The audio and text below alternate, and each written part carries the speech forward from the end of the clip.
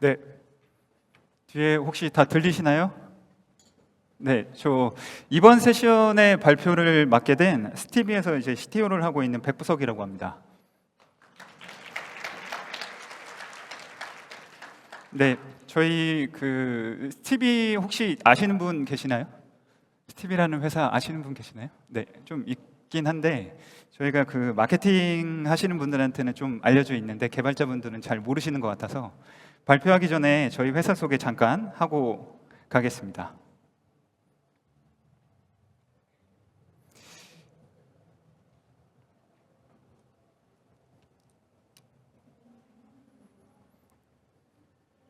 저희 그 소리가 안 나온다 그래가지고 간단한 영상이라서 금방 보고 끝내도록 하겠습니다. 네, 저희는 그 고객들에게 마케팅으로 이메일을 발송할 수 있게끔 도와드리는 이제 솔루션을 개발하고 있는 스티비라고 하는 회사이고요. 저희가 이제 보통 최근 한 3년간 연평균 성장률이 좀 한 1.6배 정도 계속 성장하고 있다고 봐주시면 될 것 같고요. 저희가 내세우는 기술 중에 오늘 잠깐 설명드릴 것 중에 하나가 뭐 이메일 호환성 최적화 같은 작업들이 있습니다. 그래서 뭐 기업에서 마케팅하는 것만 사용하는 것은 아니고요. 저희가 이제 컨텐츠 만드시는 분들도 많이 사용하셔서 좋은 컨텐츠를 이제 구독자분들에게 발송하는 역할을 저희가 도와드리고 있습니다. 그래서 발표 전에 제 소개 잠깐 하고 가겠습니다. 제가 요즘에는 이제 CTO를 하고 있는데 제가 한동안 이제 프로그래머로 소개를 할 때 저는 이제 실용주의 프로그래머라고 소개를 해요. 그래서 뭐 이론적인 문제보다는 좀 이제 실전에 가까운 문제 해결하는 것을 좋아하고요. 반복 작업이나 이제 문제가 생기는 것들을 자동화하고 시간이 걸리는 작업을 최소화하는데 관심 있게 해결하기 위해서 노력하고 있습니다. 그리고 혹시나 나중에 질문이 있으시거나 하시면 이제 제 링크드인으로 들어오시면 되는데요. 제가 이제 이름이 부석인데 아닐 부자에 돌석자를 써서 이제 돌이 아니다라는 뜻으로 이제 낫돌입니다. 네, 그래서 이렇게 하시면 이제 뭐 QR 코드 같은 거 찍으실 필요 없고 이제 한 방에 이해하실 수 있을 거라고 생각합니다. 오늘 발표는 이제 E2E에 관련된 내용입니다. E2E가 어떤 것인지 이제 잘 모르실 수도 있어서 제가 간단하게 설명을 드리고 넘어가려고 해요. 저희가 이제 서비스를 운영하는 데 있어서 백엔드 쪽에서도 유닛 테스트를 하고 그리고 프론트 쪽에서도 유닛 테스트를 합니다. 뭐 물론 이제 유닛 테스트를 전부 다 하고 있는 회사들도 있겠지만 여기 이제 부족한 경우들이 굉장히 많이 있죠. 결국에는 E2E 테스트를 통해서 어느 정도 이제 사용자 관점에서 테스트를 어느 정도 확립은 해놔야 문제가 없다라고 판단이 드는데요. E2E 테스트가 어려운 이유 자체가 이제 이 차트 많이 보셨을 거예요. 유닛 테스트 같은 경우에 이제 백엔드나 프론트에서 각각의 테스트를 하는 데 있어서 비용도 좀 적게 들고 이제 비용이 뭐 물론 이제 쉬운 일은 아니지만 비용이 좀 적게 들고 속도도 좀 빠르게 개발자분이 스스로 할 수 있다라고 생각하시면 되는데 E2E 테스트는 사실 그 통합 테스트하고 UI 테스트가 같이 합쳐져 있기 때문에 테스트 코드를 짜는데도 굉장히 많이 걸리고 속도도 좀 느립니다. 하지만 이제 신뢰도가 높다는 장점 때문에 어느 정도는 커버를 해놔야 된다라고 판단을 했고요. 저는 이 발표가 사실은 이 피라미드 구조를 어떻게든지 이제 바꿔보고자 노력을 했고요. 그래서 E2E 테스트를 조금 더 편리하게 하면 나머지 부분들을 조금 더 커버할 수 있지 않을까 하는 생각으로 조금 E2E 테스트에 관심이 좀 있었습니다. E2E 테스트 하는 과정이 보통 이제 설계를 하고 테스트 코드를 짜고 실행을 하고 이제 결과를 확인하는 작업을 하게 되는데요. 설계 부분은 사실 이제 개발자인 저희들이 하는 게 아니죠. 그러다 보니까 이제 제가 개선할 부분은 없고 테스트 코드를 작성하는 부분이 있는데 이 테스트 코드를 작성하는 부분이 이제 프론트 행사다 보니까 결국에는 이제 시작 지점이 엔드 투 엔드인데 프론트에서 시작할 수밖에 없어요. 그러다 보니까 이걸 어떻게 잘 하면 테스트 코드를 조금 더 자동화해서 생산해낼 수 있겠다라는 고민이 있었고요. 실행 단계에서는 뭐 여러 가지 방법이 있긴 하지만 여기서 이제 메인으로 다루지는 않습니다. 사실 이제 실행하는 것들을 개선할 수는 있지만 크게 뭐 어느 회사나 별 다르지 않다라고 생각하고요. 그리고 이제 결과 보고를 통해서 E2E 테스트는 이제 UI 결과를 이제 확인해야 되는 작업이 있습니다. 뭐 어떤 회사들은 이제 동영상으로 확인을 하기도 하고 하는데 저는 이제 스크린샷을 통해서 비교를 하게 되면 사용자가 검증하시는 분이 이제 좀 수고를 덜 수 있다라고 생각을 했습니다. 그래서 이제 저는 이제 E2E를 조금 더 편리하게 했으면 하는 생각이 있었고요. 오늘 발표에서 다룰 주제는 E2E 테스트 자동화 도구를 좀 몇 가지 볼 생각입니다. 셀레늄하고 퍼페티어라는 거를 아시는 분도 계실 텐데 조금 오래되긴 했습니다. 하지만 이제 여기서 어떤 문제들이 있었고 그걸 개선하기 위해서 어떻게 했고 그리고 이제 플레이라이트를 통해서 가장 최신의 도구는 어떻게 이제 이거를 극복했는지 그리고 E2E 테스트를 자동화하는 데 있어서 효율적으로 하기 위해서 제가 이제 노력한 방법들 간단하게 설명드리고요.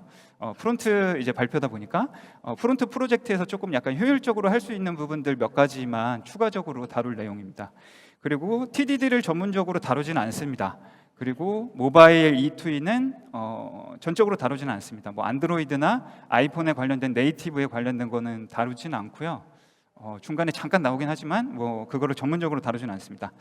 아까 얘기 드렸다시피 실행 단계에서 테스트 파이프라인 자동화는 여기서 메인 주제로 다루지는 않습니다. 제 이야기의 시작은 사실 이제 그 SI 프로젝트를 제가 대기업에서 이제 계속 할 때쯤이었어요. 그 브라우저가 전부 다 이제 렌더링 방식이 완전히 달랐습니다. 그 웹킷 자체가 나오지 않았던 때라서 뭐 사파리하고 익스플로어하고 파이어폭스 같은 경우에 전부 다 렌더링 방식이 달랐어요. 그러다 보니까 이제 뭐 HTML, CSS, 자바스크립트 조금 수정하면 A 브라우저에서 문제가 생기거나 B 브라우저에서 문제가 생기거나 이러다 보니까 이제 검증하시는 분들이 굉장히 많은 시간이 들어가게 됐죠. 심지어 이때 굉장히 MS가 굉장히 이제 나태 이런 얘기를 그래서 버전별로 굉장히 조금 마이너 버전 하나 차이로도 렌더링 방식이 굉장히 달랐어요. 그래서 굉장히 고통받고 있었던 때인데 그래서 이거를 개선해 보자라고 조금 생각을 하게 됐고요. 그래서 이제 셀레늄이라고 하는 툴을 통해서 테스트 코드를 이제 녹화하는 방식이 있습니다. 그래서 좌측에 보시면 그냥 사용자가 검증하듯이 녹화를 하면 테스트 코드가 자동으로 생성이 되고요. 그 생성된 코드를 가지고서 DB에다 이제 저장을 하고 이제 그냥 리플레이를 통해서 다시 재현하는 작업을 하게 됩니다. 그것들을 중간중간 단계에 제가 이제 캡처를 뜰 수 있는 셀레늄은 좀 약간 어려웠는데 그 캡처를 뜰 수 있는 것을 가지고서 아래와 같이 이제 이미지를 캡처를 뜨게 되고 A 브라우저와 B 브라우저가 이제 어떤 차이가 있는지 혹은 코드를 변경하면 문제가 어디서 발생한 건지를 조금 이제 해보게 됐죠. 이게 생각만 하고 있다가 이제 그 해커톤이라는 대회가 있어서 잠깐 이제 참여하면서 이제 만들었던 기억이 있습니다. 그러고 나서 이제 퍼페티어가 바로 나왔어요. 그래서 퍼페티어가 이제 크롬 기반으로 테스팅을 해주는 툴로 나왔는데 셀레늄을 쓰다 보니까 너무 좋은 도구라고 생각을 했고 어느 정도 이제 어느 정도는 이제 네트워크 제어나 셀레늄보다 훨씬 빠르니까 테스트 코드를 조금 더 빠르게 생산해낼 수 있다라고 이제 기대를 했습니다. 근데 이제 가장 큰 문제가 이제 코드 제너레이션을 내부적으로 지원해주지는 않습니다. 그래서 테스트 코드 자동으로 생성하는 거를 좀 어려웠다고 봐주시면 될 것 같고요. 그래서 이 두 가지의 도구를 가지고서 어느 정도 또 이제 퍼페티어를 개선해보자라고 생각을 해서 코드 제너레이션을 자동으로 해주는 거를 사실 익스텐션을 한번 만들어 보긴 했는데 뭐 제가 이제 전적으로 할 수는 없기 때문에 굉장히 좀 부족해서 남들이 만들어 놓은 코드 제너레이션을 좀 사용을 했고요. 그리고 테스트 코드 짜보시면 아시겠지만 이제 테스트 코드가 시나리오를 짜게 되면 뭐 로그인을 하고 나서 장바구니에 뭘 담고 구매하기를 하게 되는데 만약에 뭐 구매하기에서 실패를 하게 되면 처음부터 다시 돌아가서 이제 다시 실행하고 확인하고 하는 작업을 하기 때문에 굉장히 오래 걸려요. 그래서 이때 당시에 이제 테스트를 할 때마다 각 테스트 종료 단계에서 제가 이제 브라우저의 그 세션 스토리지나 로컬 스토리지 쿠키를 자동으로 저장하게 하고 그리고 다시 이제 브라우저를 띄울 때 그걸 다시 로드해서 체크 포인트부터 이제 다시 실행할 수 있게끔 하는 것들을 조금 추가를 하고요. 퍼페티어가 조금 부족한 부분들이 있어서 뭐 개선해서 써보기로 했는데 조금은 여러 가지 문제로 주변 개발자분들에게 이제 추천하진 않았습니다. 이게 이 정도를 가지고서 이 투일을 하는 건 굉장히 고된 일이다. 안 되겠다. 그래서 코드 자동 생성에 조금 목말랐습니다. 사실 이제 자동화를 하려면 어느 정도는 돼야 한다고 생각했고, 셀렉터가 사실 지금 CSS하고 엑스패스라고 하는 단계로 되어 있었는데, 요즘 그 리액트나 뷰나 이제 다른 것들 보시면 이제 클래스 명이 이제 동적으로 생성되는 걸 보실 수가 있어요. 그래서 이거는 한계가 있었죠, 사실. 그러다 보니까 이제 플레이라이트가 등장하게 됐고요. 사실 이제 메인 주제이긴 한데, 플레이라이트는 앞서서 얘기드렸던 거의 뭐 단점들을 어느 정도 보완했다고 봐주시면 될 것 같아요. 그러니까 퍼페티어는 어느 정도 아시겠지만, 퍼페티어를 만드셨던 분들이 MS 쪽으로 옮겨가서 퍼페티어 한 2.0을 만들었다고 생각하시면 될 것 같습니다. 뭐 아시겠지만 이제 저희 개발자분들도 한번 개발해 본 거 다시 개발하라고 하면 조금 더 이렇게 잘 할 수 있잖아요. 그래서 저도 이제 내심 많이 기대를 하고 사용을 해보기로 했습니다. 그래서 이제 보시다시피 이제 여러 가지 장점들이 있는데요. 뭐 몇 가지는 이제 읽어보시면 될 것 같고요. 그러니까 뭐 브라우저도 여러 가지가 지원이 되고요. 그리고 테스트도 역시 마찬가지로 병렬로 되기 때문에 속도도 굉장히 많이 단축할 수 있습니다. 근데 이제 제가 중요하게 생각했던 것은 이제 코드 생성을 하는 자동 코드 생성을 플레이라이트에서 이제 지원을 해줘요, 내부적으로. 그래서 이제 툴을 만들어서 제공을 하고 있죠. 그리고 앞서 얘기드렸던 이제 그 셀렉터에 기반 녹화를 하기 위해서 어떤 돔을 선택하고 그 돔을 재활용하는 것들에 대한 것들을 CSS나 엑스패스보다 이제 더 좋은 성능이 좋은 것들을 지원하게 됐습니다. 그리고 이제 앞서서 굉장히 고통스럽게 진행했던 스크린샷을 뭐 자동으로 찍는다던가 아니면 이제 로컬 스토리지나 데이터 저장하는 것들을 기본으로 다 지원하고 있습니다. 그리고 시대에 맞춰서 브라우저를 조금 빠르게 띄울 수 있는 암 프로세스가 나오게 됐죠. 그래서 이제 속으로 생각했습니다. 이제 이 정도면 뭔가 조금 해볼 수 있겠다 판단이 들었죠. 그래서 잘 모르실 수도 있을 것 같아서 코드 제너레이션 하는 그 플레이라이트의 그냥 기본 기능을 보겠습니다. 이제 VS 코드에 연동이 되어 있고요. 그래서 그냥 설치하시고 녹화 버튼을 누르면 뒤에 코드가 자동으로 생성되는 걸 보실 수가 있습니다. 이건 그냥 뭐 어떤 것도 할 필요 없이 뭐 사실 퍼페티어에서도 어느 정도 지원이 되는 거였지만 이렇게 이제 완벽하게 녹화한 거를 바로 플레이한다고 해서 정상으로 동작하는 게 쉽지 않습니다, 사실. 그래서 이제 이게 이렇게 동작하는 것만 보고도 굉장히 저는 만족스러운 생각이 들었고 이걸 가지고서 뭔가 좀 해보자 생각을 했습니다. 그리고 퍼페티어 두 번째에 플레이라이트, 네, 그리고 리포팅 기능이 강화가 됐는데요. 이게 중요한 점은 뭐냐면 뭐 동영상 녹화도 되고 스크린샷도 찍히긴 하지만 저는 이제 가장 중요한 점이라고 생각하는 게 디버깅을 통해서 어디가 잘못됐는지를 확인하려면 저희가 이제 이 돔을 가지고서 다시 확인하는 작업을 해야 하는데 매 단계에 이제 돔을 아예 그냥 스크린샷을 다 뜨기 때문에 바로 띄워서 이 HTML이 어떻게 되어 있는지 볼 수 있고 뭐 콘솔이나 네트워크 정보도 다 들어가 있습니다. 요즘에 최근에 이제 UI 모드가 출시돼서 조금 더 편리하고요. 요거는 뭐 제가 설명드릴 건 아니고 이제 한번 관심이 있으시면 한번 보시면 될 것 같습니다. 그래서 실제 E2E 예제를 가지고 좀 설명을 드리려고 해요. 보통 거의 대부분의 회사에서 하고 있는 회원 가입이나 로그인, 그리고 저희는 이제 단순하게 반복 작업하는 것들이 뭐 주소록 생성, 이메일 발송이고 메일을 수신하는 작업까지 있습니다. 그래서 요거를 통해서 E2E 테스트를 어떻게 이제 하게 됐는지 설명을 좀 드리려고 합니다.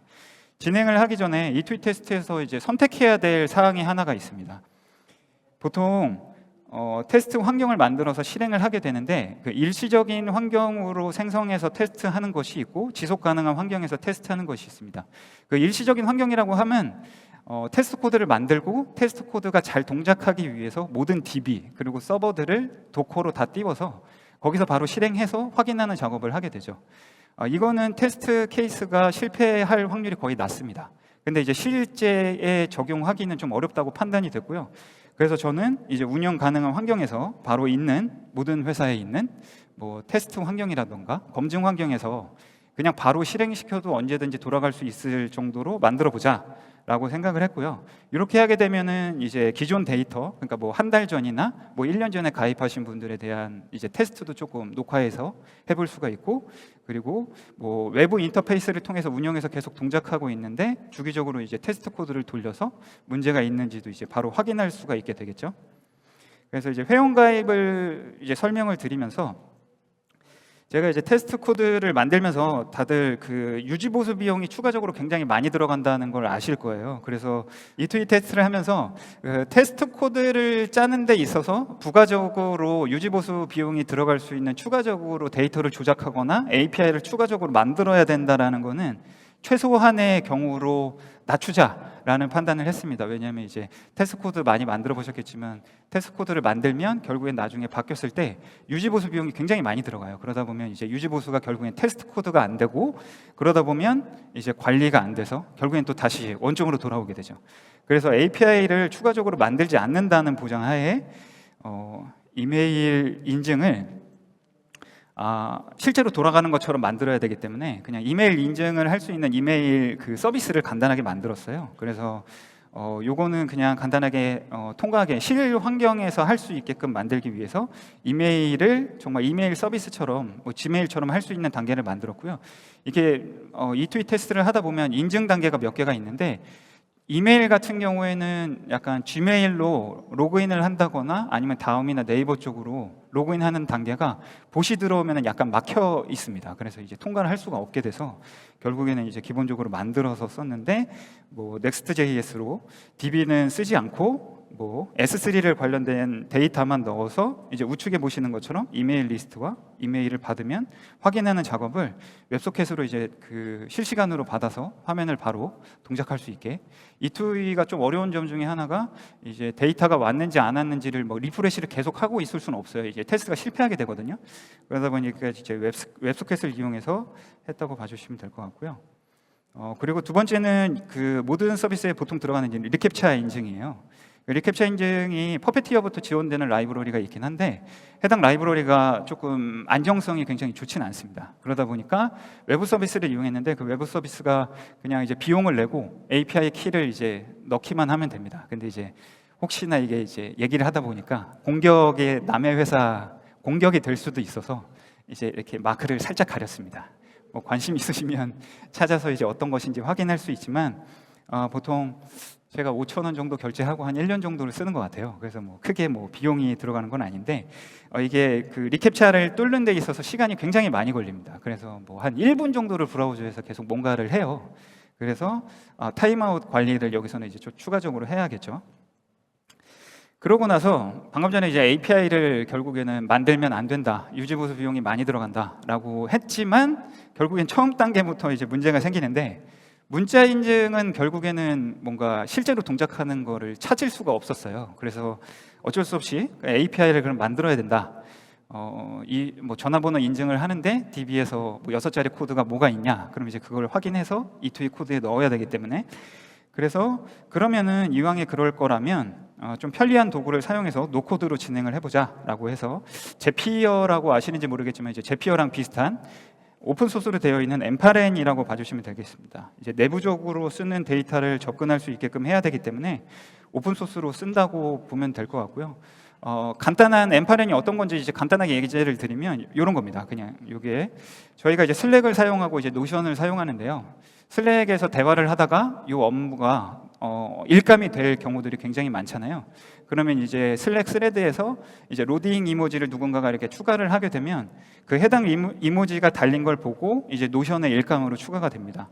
그래서 바로 추가가 되고 이제 진행 중이라고 되고 담당자가 들어가게 되죠. 만약에 이제 완료를 하게 되면 여기서 이제 로딩 이모지를 제거하게 되면 완료한 담당자가 이모지를 추가가 되고 완료된 표시가 됩니다. 이렇게 만드는 이제 간단한 API를 개발을 통해서 할 수도 있죠. 근데 이제 우측 아래에 보시면 엠파린이라는 도구를 통해서 이렇게 드래그 앤 드랍으로 뭐 노션에서 어떤 데이터를 넣고 뭐 슬랙에서는 어디서 가져오고 이런 것들을 할 수가 있습니다. 이런 것들을 통해서 방금 전에 얘기 드렸던 이제 문자 인증에 관련된 DB에서 어떤 전화번호를 넣으면 6자리 코드를 어디서 가져오면 그걸 이제 API로 만드는 작업을 하면 유지 보수가 조금 편리하겠죠. 그래서 이제 그거를 추가를 했고요. 앞서서 얘기 드린 것들을 조금 어느 정도만 하면 플레이라이트의 그 코드 제너레이션만 가지고도 사실은 거의 완벽한 테스트 코드를 만들 수가 있어요. 그렇기 때문에 그냥 되게 쉽게 진행할 수 있습니다, 사실.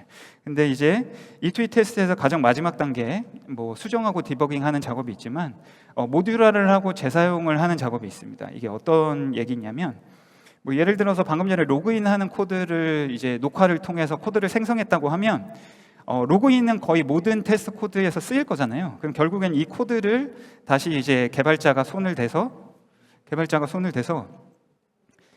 확인해서 로그인이라는 모듈로 만들고, 로그인 모듈로 이제 다른 테스트 코드에서 가져다가 써야 하잖아요. 근데 저는 이렇게 하면 이 자동화하는데 조금 약간 의미가 없다라고 판단을 했습니다.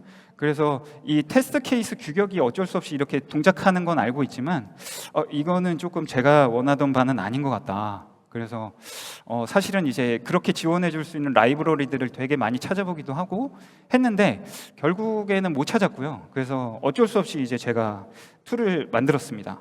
그래서 이제 일렉트론으로, 뭐 지금 보시는 화면이 툴인데 VS 코드와 비슷하게 생겼습니다. 하지만 이제 그건 아니고요. 이제 일렉트론으로 뭐 넥스트.js 쓰고 뭐 여러 가지 도구를 이용해서 만들었다고 봐주시면 될 것 같습니다. 이게 방금 전에 얘기한 모듈 재사용이 어떻게 되느냐, 이제 잠깐 보시면 좌측에서 이제 테스트 케이스들이 있는데요. 테스트 케이스를 간단하게 생성을 하고 플레이라이트를 연동을 해서 이제 테스트 녹화 버튼을 누릅니다. 그러면 이제 방금 전에 얘기 드렸던 것처럼 이제 그냥 녹화를 하면 되죠. 평소에 하셨던 대로. 그러면 이제 테스트 코드가 동일하게 나올 거예요. 그러면 저는 이제 이 테스트 코드를 받아서 가공을 하는 작업을 1차적으로 하고요. 보시면 아시겠지만 지금 우측에 변수가 생성된 걸 보실 수가 있어요. 그 사용자가 입력한 인풋 값들을 전부 다 빼서 그 우측에다가 이제 변수화를 시켜서 이 생성된 그 테스트 케이스 자체를 모듈로 쓰자라고 생각을 했습니다. 그렇게 되면 그 뒤에서 바로 이제 어떤 도구들을 사용하더라도 뭐 지금까지 개발자가 손댔다라는 얘기가 없었죠. 그러면 이제 바로 이 테스트 코드를 바로 재활용해서 로그인으로 사용할 수가 있습니다. 여기에 사용된 기술이 그 AST라고 하는 기술이 있는데, 그 Abstract Syntax Tree라고 하는 건데, 이게 뭐냐면 AST입니다. 네. 그래서 궁금하시면 이제 찾아보시면은 아시겠지만, 그러니까 코드 자체를 조작하는 거예요. 그냥 코드를 확인해서 조작하는 작업을 하는 건데, 제가 조금 그 자바를 쓸 때 조금 이렇게 조작하려고 썼던 기술인데 모든 언어에 동일하게 있습니다. 근데 요즘은, 예전에는 이거를 사용하려고 하면 뭔가 이제 그 디버깅을 통해서 API가 굉장히 많아요. 그래서 되게 어려웠거든요. 근데 요즘에 챗GPT님께서 너무 좋아져서 이런 코드에서 내가 이렇게 수정하려면 어떻게 해야 돼? 라고 하면 그 코드를 만들어줍니다. 그래서 굉장히 원하시는 게 있으면 다 할 수 있는, 네, 그렇게 해서 사용자 입력값을 전부 뽑아서 이제 변수화를 시켜서 외부에서 입력받을 수 있게 했기 때문에 테스트 케이스 자체를 모듈화를 했습니다. 요거를 그냥 어떻게 사용하냐, 그러면 다른 테스트 케이스를 만들 때 방금 전에 로그인했던 그 모듈 자체를 선택하면 바로 그냥 앞단에서 사용할 수 있게 됩니다. 그래서 녹화를 하는데 앞에 그럼 로그인을 먼저 하고 그 다음 단계에 녹화를 하자, 이렇게 될 수가 있습니다. 그러면 이제 테스트 케이스를 그냥 바로 재활용해서 쓸 수 있죠.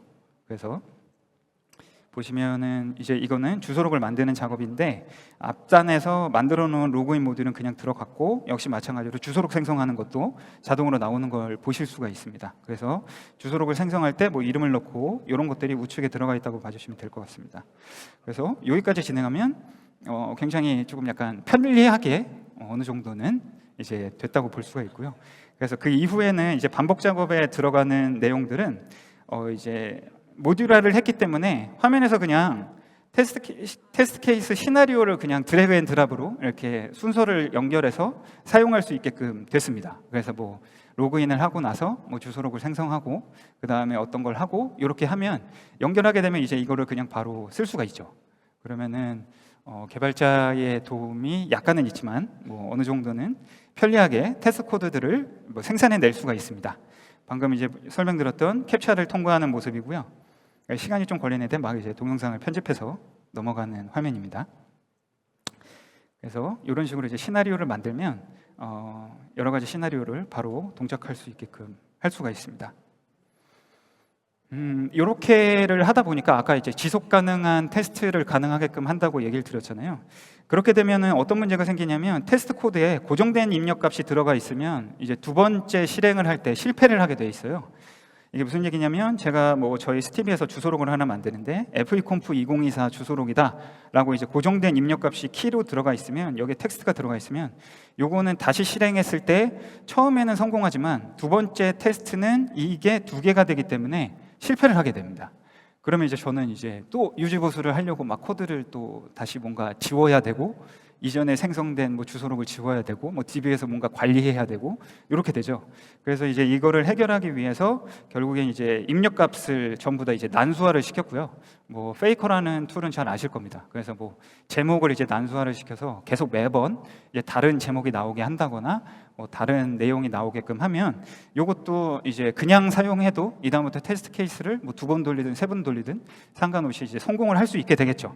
그럼 여기까지 만들고 되게 이제 굉장히 뿌듯해하고 있었습니다.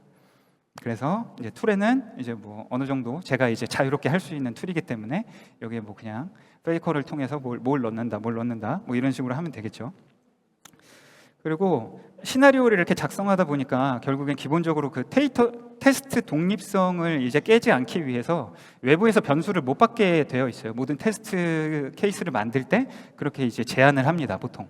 근데 저도 이제 이것까지도 조금 굳이 그래야 하나? 약간 이런 생각이 들어서 뭐 예를 들면은 저희는 이제 주소록을 생성한다고 하면 주소록이 생성되고 나서 생성되는 뭐 키 값들이나 아이디 값들이 있는데 그게 이제 브라우저 단에 들어가 있는데 그걸 이제 그 다음 테스트에서 사용할 수 있게끔 만들어야 된다라고 생각했어요.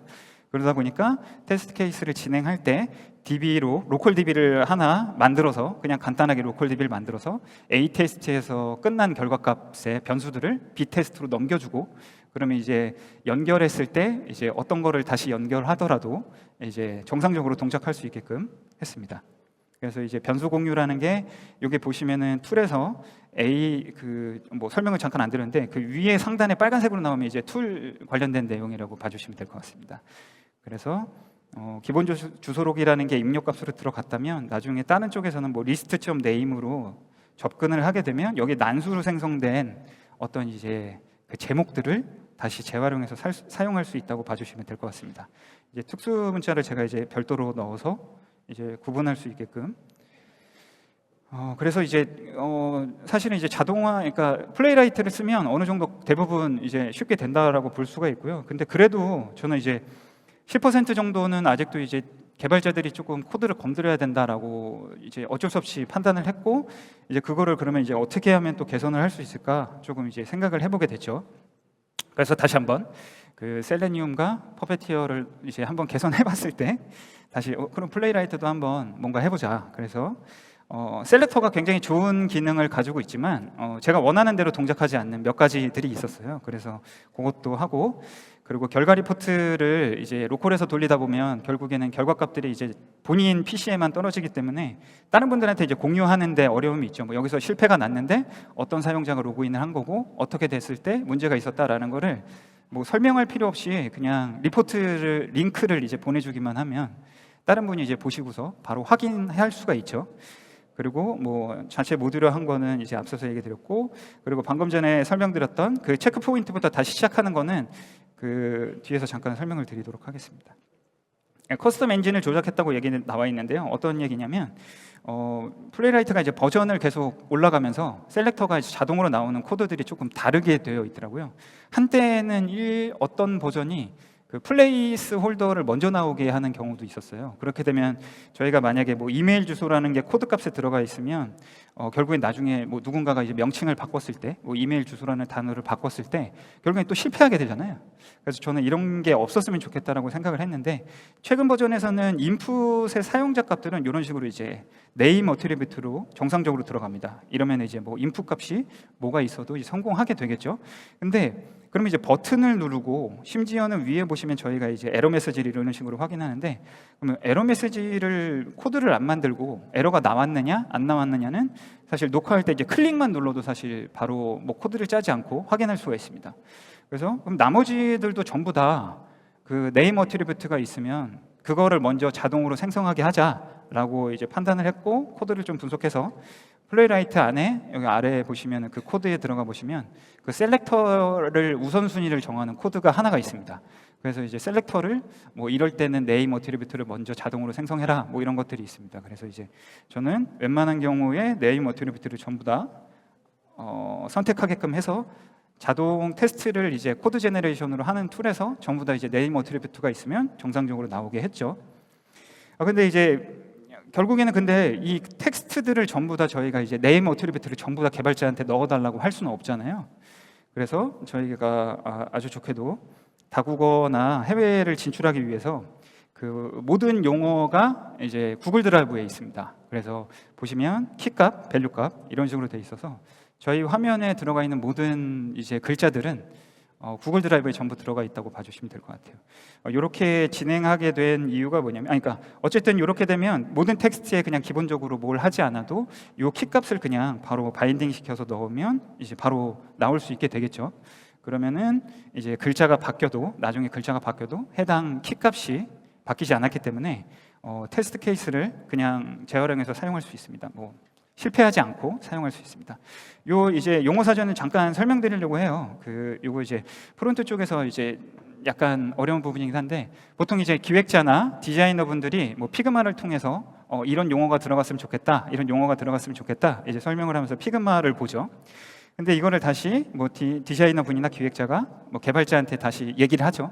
근데 그러면 프론트 개발자는 그거를 이제 수정하고 배포한 다음에 확인하고 다시 또 보고하고 그러면 또 다시 기획자 디자이너 분이 또 확인하고 이런 작업이 있어서 이 굴레를 이제 끊으려고 개발 환경과 실시간으로 이제 동기화를 했습니다. 이게 이렇게 되면 그냥 개발자는 키값을 코드에 넣으면 바로 이제 디자이너 기획자분이 알아서 그냥 구글 드라이브에서 그냥 용어를 바꾸고 뭐 개발이나 아니면 운영 환경에서 그냥 확인만 하면 됩니다.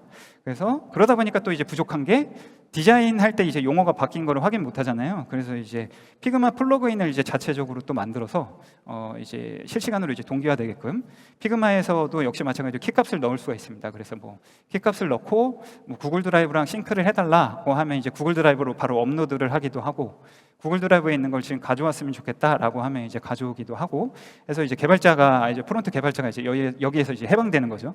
마지막에 조금 한 단계가 부족했던 게 코드상에 키값으로 들어가 있다 보니까 자꾸 개발자분들이 이게 무슨 명칭이 들어가 있는 거지? 잘 모를 때가 있어요.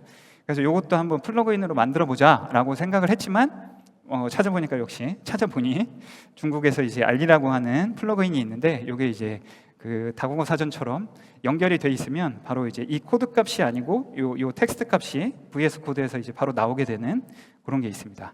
이렇게 만들어 놓으면 굉장히 편리하게 아주 뿌듯하게 바라보면서 쓸 수 있습니다. 네.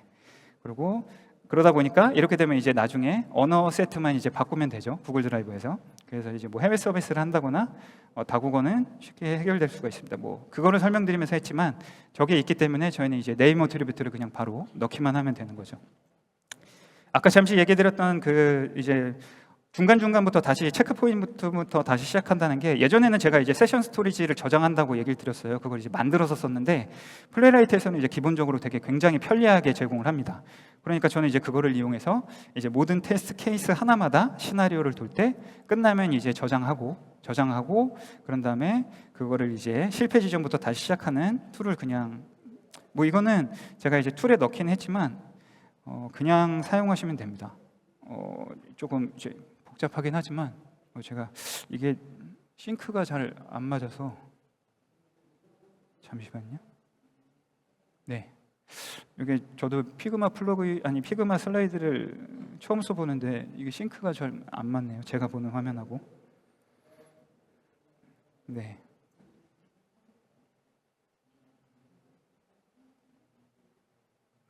네, 이게 동영상이라서 그런 것 같은데 이게 그냥 간단하게는 이렇게 되는 겁니다. 이게 중간 단계에서 만약에 실패를 하게 되면 해당 단계를 클릭하고 여기서부터 시작을 다시 하게 되면 바로 이제 거기서부터 바로 이전에 저장되어 있던 이제 브라우저 정보를 그대로 가져와서 바로바로 실행할 수 있다고 보면 될 것 같습니다. 네, 그래서 테스트 코드를 생성하고 뭐 실행하는 단계까지는 어느 정도 넘어왔고 이제 이전 결과를 비교하는 이미지 비교를 잠깐 설명을 드렸어요. 근데 이제 이게 요즘에는 되게 굉장히 복잡해졌습니다. 제가 이 화면은 제가 이제 와탭이라는 회사에서 모니터링 관련된 툴을 만들 때 쿠버네티스 관련된 그 모니터링 도구라고 보면 될 것 같습니다. 이제 뭐 D3 가지고 이제 간단하게 만들었는데 그냥 그 물에 CPU가 이렇게 막 차면 컨테이너들이 이제 물에 잠기는 모습입니다. 그래서 그냥 뭐 그런 거고요. 근데 이제 이걸 설명드린 게 뭐 보통 이것 때문은 아니고요. 그래서 CS 애니메이션이 되게 많이 들어가 있어서 사실 스크린샷을 떠도 이전에 스크린샷을 떴을 때와 다음에 떴을 때가 굉장히 다르기 때문에 비교가 안 돼요. 그래서 CSS 애니메이션을 이제 정지시키는 스크립트를 넣었죠. 스크린샷을 뜨기 전에. 예전에는 그렇게 넣었는데 플레이라이트의 경우에는 스크린샷을 뜨기 전에 그 스크립트를 넣을 수 있는 또 코드를 지원을 합니다. 그래서 그 코드를 간단하게 넣으면 되고요. 동적 화면이 문제가 되는데 이제 우측 하단에 보시면 다음 같은 경우에는 광고 화면이 계속 바뀌게 되잖아요. 그러다 보면은 이제 이전에 떴던 화면과 이 다음에 뜨는 화면이 비교가 안 되죠. 그러다 보니까 이제 동적으로 생성되는 돔들은 이제 오페시티를 없애거나 해가지고 이제 비교 대상으로 없어지게끔 하는 확인 작업을 하게 됩니다. 이 이미지 비교를 조금 더 설명을 드리면요, 저희가 스티비에서는 그 에디터를 제공을 합니다. 저희가 이제 이메일이라서 조금 약간 특수하긴 한데 이메일이 수신 측에서 굉장히 렌더링 방식이 전부 다 다릅니다. 뭐 아웃룩 버전마다 렌더링이 다르고요. 뭐 지메일, 뭐 카카오, 네이버 그리고 다 다릅니다. 그러다 보니까 저희가 이제 맞출 수 있는 게 사실은 경쟁력이죠. 그러다 보니까 이제 저희도 에디터에서 나오는 정보를 이제 HTML로 생성하는 작업들을 어떻게 하면은 조금 편리하게 확인할 수 있을까 해서 방금 얘기 드렸던 그런 과정들을 이제 스크린샷 비교를 통해서 코드를 수정하면 보시면 아이폰에서는 이렇게 보이고 안드로이드에서는 이렇게 보이고 아웃룩 몇 버전에서는 이렇게 보이고 이거를 제가 했다는 건 아닙니다. 왜냐하면 이제 그건 좀 어렵고 이메일 서비스가 하나가 있는데 이게 이제 자동으로 해주는 것들이 있어요. 그래서 아이폰에서는 이렇게 보이고 아웃룩에서는 이렇게 보이고 근데 그거를 API를 제공하지 않아서 이것도 이제 플레이라이트로 크롤링해서 이제 이미지를 다 가져와서 이렇게 비교하는 작업으로 만들어뒀습니다. 그래서 저희는 이제 지금 만든 에디터가 굉장히 전 세계적인 그 클라이언트들의 호환성이 굉장히 좀 좋습니다. 그래서 그거는 이제 자신 있게 얘기 드릴 수가 있고요. 근데 다음이나 네이버 같은 경우에는 저희가 이제 할 수가 없잖아요. 해외 서비스라 이제 다음이나 네이버에서는 메일이 어떻게 보이는지 확인이 안 되니 요거는 이제 에피움이라고 하는 또 이제 그 앱을 조작할 수 있는 라이브러리가 있어요. 그래서 이제 그거를 통해서 어느 정도 만들어서 커버를 했습니다. 그리고 커스텀 리포트를 결과 버전을 만드는 것이 있는데 커스텀 리포트가 굉장히 많은 데이터가 들어가 있어요. 그래서 이제 저는 아까 설명드렸다시피 결과가 나올 때마다 전부 다 S3에 올리고 만약에 어디서 문제가 있었다라고 하면 그 URL을 이제 공유해서 다른 팀에 이제 공유하게 하면 되겠죠. 그래서 여기서 이제 조금 또 호기심이 들었어요. 그래서 그럼 이런 스크린샷이 있다면 그 유저 플로우를 자동으로 그려줄 수 있지 않을까라고 생각을 해서 그래서 유저 플로우를 그리는 화면이라고 보시면 될 것 같아요. 그래서 테스트 코드를 그냥 만들어 놓고 실행만 시키면 로그인 화면에서 대시보드로 갔는지 그리고 어떤 걸 클릭하면 어떤 화면으로 이동했는지 그런 것들이 이제 전부 스크린샷을 떠서 사용자가 A 화면에서 B 화면으로 이동할 수 있다, B에서 C로 이동할 수 있다. 요거를 이제 자동으로 만든 화면이라고 보면 될 것 같습니다. 요것도 이제 커스텀 리포트에 나오는 정보를 가지고서 해결을 한 거고요. 그래서 이제 요것도 있고, 네. 그리고 제가 이제 그 외에 툴에 기대하는 점이 테스트는 언제나 제3자 테스트를 포함을 시켜야 하는데 저는 이제 그게 어느 정도 툴을 만들면 해결될 거라고 생각을 했습니다. 근데 그리고 많은 사람들이 테스트 케이스를 만드는 게 가장 좋은 방법이라고 생각을 했고요. 방금 설명드렸던 내용들을 통해서 사실은 어느 정도 툴이 없다라고 하더라도 이 툴을 어느 정도 좀 손쉽게 할 수가 있습니다. 그래서 그런 것들에 관련된 거를 조금 해보시면 좋을 것 같고요. 툴을 만드는 게 아니라 사실 처음부터 이제 VS 코드 플러그인으로 어느 정도 만들었으면 좋지 않을까라고 생각을 했는데 그런 것들도 조금 약간 생각을 해보고 있긴 합니다. 그리고 커스텀 리포트 제작으로 뭔가 할 수 있는 것들이 굉장히 많습니다. 그래서 나중에는 네트워크 관련된 것도 좀 약간 들여다보려고 하고요. 원격 실행에 관련된 게 이제 로컬에서 실행하지 않고 원격으로 이제 테스트 케이스를 실행해주는 도구가 지금 쿠버네티스에서 동작하는 그 문이라고 하는 라이브러리가 있습니다. 이게 쿠버네티스를 돌리려면 조금 어렵긴 하지만 이제 문이라는 라이브러리를 띄우면 PC에서 동작하는 게 아니고 원격으로 이제 대용량이나 굉장히 많이 돌아가는 E2E 테스트를 실행할 수가 있습니다.